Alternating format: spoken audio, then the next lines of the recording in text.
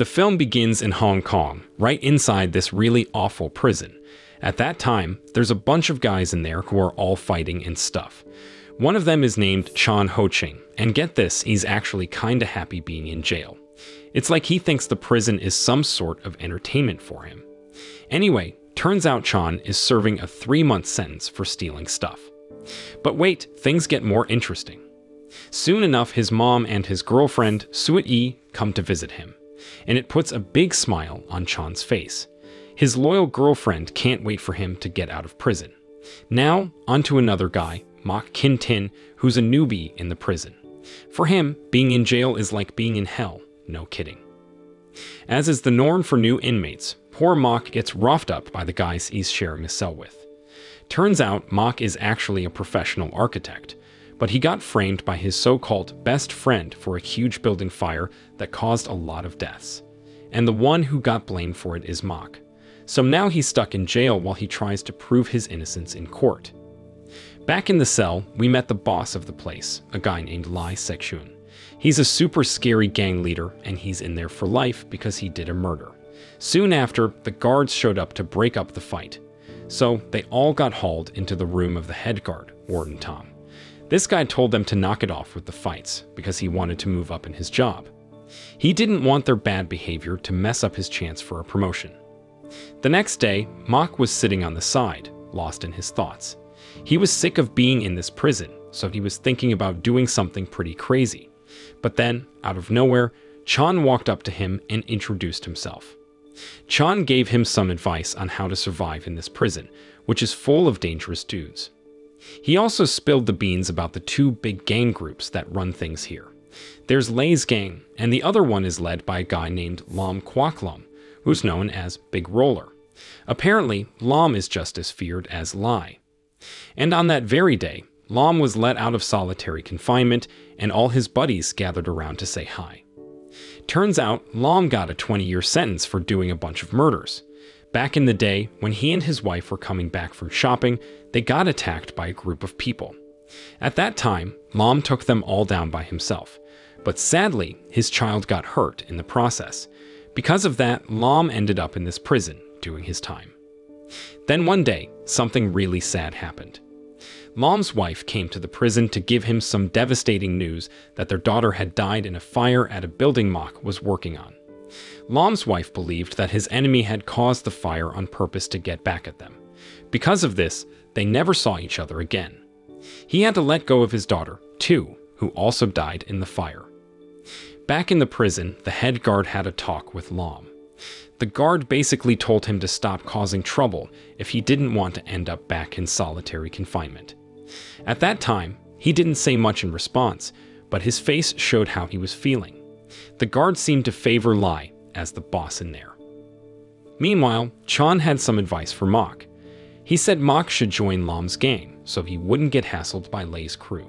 Mak thought that was a good idea and agreed. So Chan took him to meet Lam in a room. There, Mak saw Lam praying for his daughter who had passed away. Shortly after, Chan had something to tell too.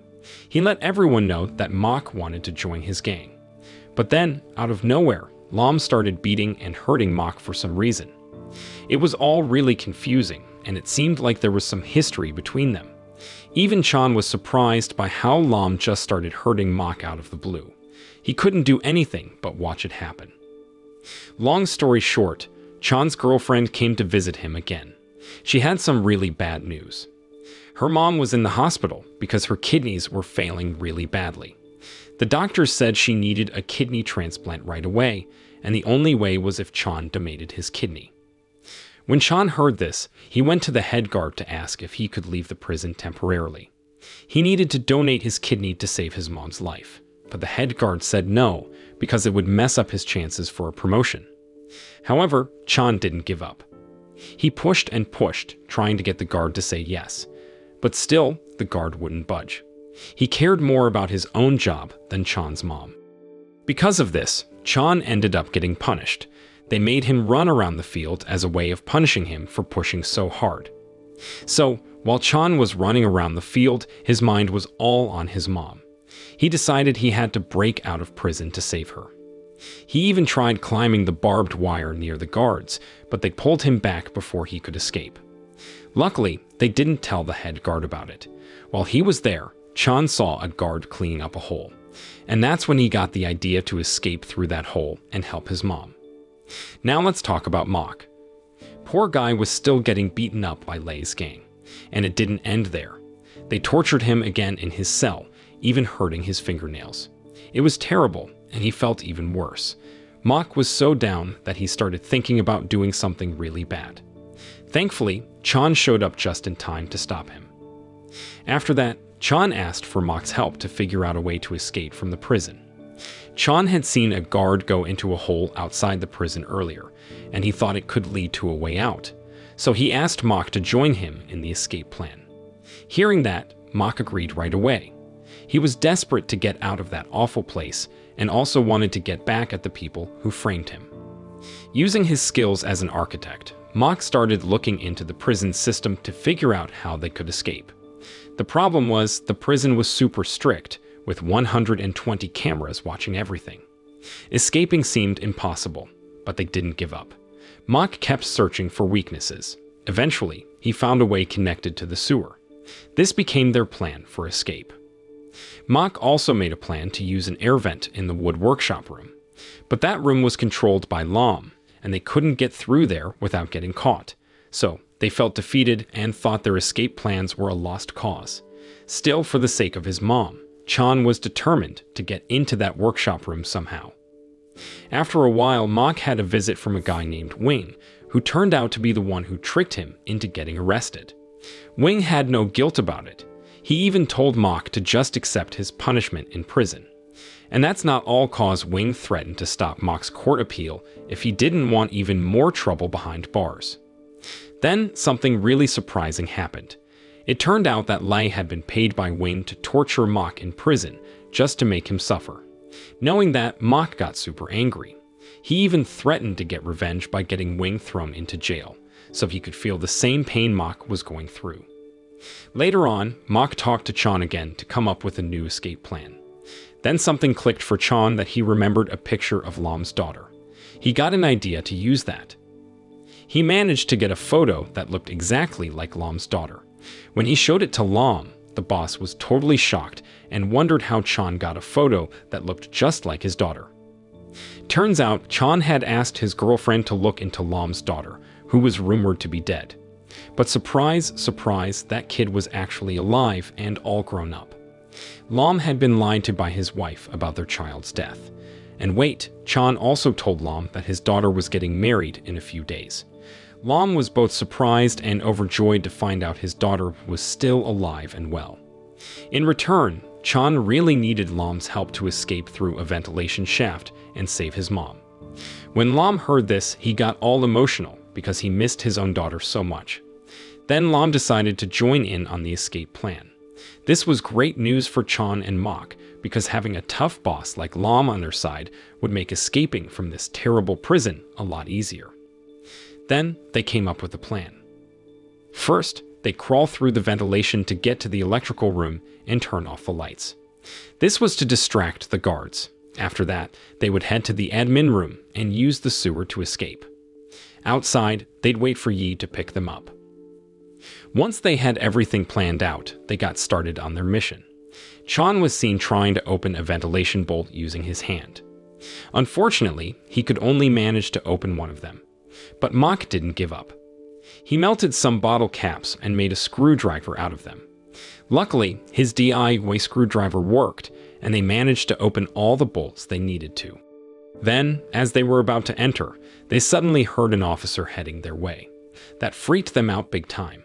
They hurriedly put the bolts back in place so they wouldn't seem suspicious. Once the officer was gone, they decided to go for the key to Gate G. That's the key they needed to get through the admin gate. And guess what? That key was always carried by an officer. So, Mok got busy mixing glue and powder to make some slime. They planned to use this slime to swipe a duplicate of the G key. But oh no, Lei's crew came back to bother Mok once again. This time, Lam stepped in to help him out. He even made Mok his official underling, so Lei's gang couldn't mess with him anymore. At lunchtime, they started putting their plan into action. They pretended to accidentally bump into an officer. While the officer was distracted, Chan quickly slipped the slime onto the G key that was hanging from his waist. But at that time, Chan squeezed the slime too hard and ended up ruining the key. So close, yet so far. But they didn't give up. They tried another trick by accidentally hitting the officer once more. This time, Mach got really clever. At that time, he actually threw up on the officer's shirt, and because of that, the officer had to go to the bathroom to clean up.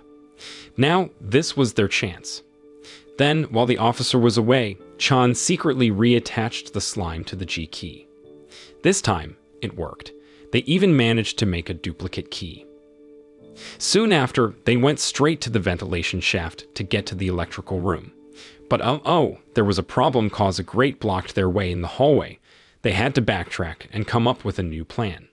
Then suddenly, Lei's gang showed up and attacked them. This turned into a fight between the two gangs. Thankfully, the chief warden showed up and broke up the brawl. Because of that, all of Lei's gang got put in solitary confinement. Lei was definitely not happy about it, but he couldn't do anything against the chief warden's decision. After that, the two big boss gangsters were brought in to make peace. But these two bosses didn't want to get along because they were just too proud. When Mach saw this, he spilled the beans about why Lei kept bothering him. Turned out, Lei had been told by Wing to torture Mach so he would stop his court appeal. But Lei denied it, saying it wasn't true. Things were about to get chaotic again because they just couldn't agree to peace. So, the chief warden came up with an idea. He decided to settle it with a fight between Lei and Mach.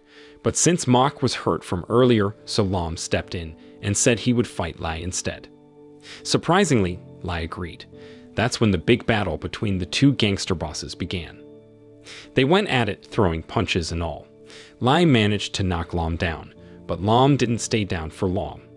He got up and kept fighting. In a swift move, Lam blocked Lei's attack and even broke Lei's arm. Ouch. Lei was in pain and gave up, admitting defeat. So, in the end, Lam emerged as the winner. Lei was taken to the medical room because of his bad injury. Meanwhile, Lam, Chan, and Mach were put in solitary confinement. There, the three of them talked about what will they do once they are out. As for Chan, he really wanted to donate his kidney right away to save his mom. On the other hand, Lam was missing his daughter terribly. He had this strong desire to escape from prison just so he could be with her. Then there's Mach, who's suffering because his best friend framed him. He's all about getting back at that friend. During their chat, the three of them decided on a plan. Mach was going to stay in prison to lower the risk of too many inmates escaping at once, but he was still going to help Lam and Chan break out successfully. In return, Lam was going to have his guys protect Mach from Lei's gang. Soon after, Mach was on board with this plan. Next, they brainstormed ways to deal with the iron bars, blocking their path in the ventilation system. Lucky for them, Yi had a hacksaw hidden in a Bible to avoid suspicion. So the three of them got down to business, taking turns cutting through those bars. Meanwhile, the chief warden started to get suspicious about their escape plans. He made Lei the informant in the workshop room, but the three friends weren't letting that stop them. They carried on cutting the iron bars. But oh no, the warden showed up again to keep an eye on them. Seeing the warden, Lam and Mach decided to distract him while waiting for Chan to return. They managed to hold the warden off until Chan came back. The warden asked Lei for info about Lam and his buddies. Strangely, Lei said they hadn't done anything suspicious. The warden didn't buy it, so he went to the ventilation room to find Chan, who wasn't there. When the warden looked down, he was in for a shock. He saw Chan sleeping below. In the bathroom, Lei confessed that he knew about Lam's escape plan all along. He wanted in on it because he also wanted to get out of that prison. Hearing that, of course, Lam and the others said no. Then something surprising happened. Lei had actually swiped the duplicate key they made earlier. He threatened to toss it down the toilet. With hardly any time left, they had to let Lei in on their plan. So, Lei officially became part of their scheme. Soon after, the night of the festival came, and the warden invited important folks to celebrate with the inmates. Meanwhile, outside the prison, Yi was ready to pick them up. With the wardens busy, the three of them began their mission. Mok, on the other hand, was keeping watch in the field, but suddenly, the chief warden got a tip that Lam and his friends were up to something sneaky to break out of prison. Long story short, the three of them reached the electrical room. In a hurry, Lai and Chan hit the switches to turn off the lights. But whoops, instead of the lights, an alarm went off. Soon after, the wardens rushed over in a flash. Seeing this, Mok created a distraction with the other inmates to divert the officers' attention. Meanwhile, the chief warden had spotted them on the CCTV. So he dashed to the scene. Back to Chan, who was unlocking the admin room gate. Lai, getting impatient, told Lam to keep watch, but Lam refused to take orders from Lei, who he had already defeated. This led to another showdown between them. Luckily, Mok arrived in the nick of time, hitting Lai from behind. They got into the room and were about to escape through the sewer. But oh no, the sewer cover was really tough to open. Plus, the warden was on his way. Then Mok decided to sacrifice himself and distract the officers. Seeing him faint, Chan told Lam to go ahead into the sewer. Chan would deal with the wardens. In the end, only Lam managed to escape the prison. Once outside, Lam got approached by a warden officer, but in a flash, the officer was overpowered. Soon after, Yi swooped in and whisked Boss Lam away. From there, he headed straight to his daughter's wedding. When he arrived, his wife was stunned to see him. She apologized for lying to him all this time. It turned out she had told their daughter that her father had died in prison. In that moment, Lam felt a mix of disappointment and understanding towards his wife. He kept his composure not to disrupt the event. He forgave her for the mistake. His aim was simply to ease his longing for his family. Skipping ahead, the wedding ceremony kicked off. Lam was overjoyed seeing his daughter on stage. She thanked her mother for raising her and also her father, who she believed was no longer alive. Upon hearing this, Lam was filled with sadness and quietly left the scene. Just as his daughter was about to take her seat, she spotted a smiling emoticon on a plate. It hit her that her father had attended the event and was very much alive. On another note, Mok and Chan were taken to the hospital for treatment. Chan was glad about it, as he could now donate his kidney to his mom. Meanwhile, Lam went back to prison to turn himself in. A few days later, you could see Chan full of happiness as his mom was recovering. At the same time, Lam was also content since his wife and daughter visited him in prison.